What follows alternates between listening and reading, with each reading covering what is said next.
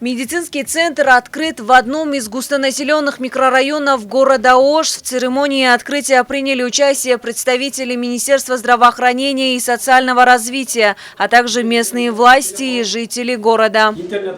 Медцентр рассчитан на 35 коек, функционирует 6 отделений. Учреждение делает акцент на пациентов с проблемами с давлением и сердечными заболеваниями. Именно в этом направлении в одной из известных клиник России более 12 лет проработал и Абдуджамил Анаркулов. В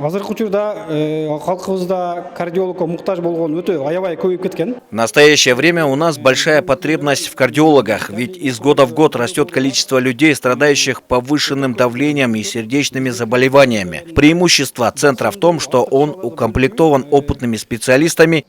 По словам горожан, высокая потребность в открытии таких медицинских учреждений есть именно в густонаселенных районах. Более десятка частных клиник в Оше были использованы в качестве временных стационаров во время первой волны коронавируса. В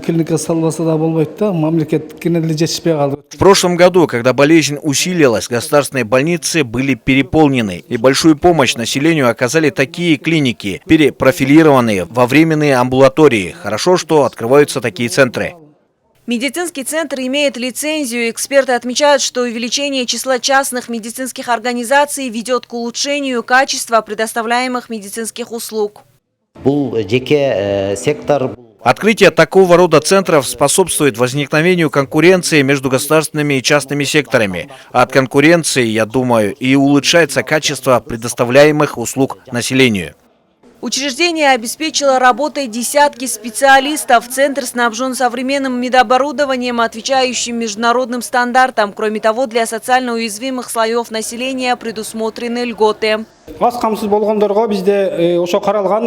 Ежемесячно мы проводим День открытых дверей для малообеспеченных семей. В этот день все специалисты бесплатно консультируют граждан. На местах проводят лечение. Отметим, в Оше более 200 учреждений, оказывающих различную медпомощь населению, а проживает в городе более полумиллиона человек. Джазгуль Бакытбекова, Нургыз Абдрахманова, Алату 24, Ошская область.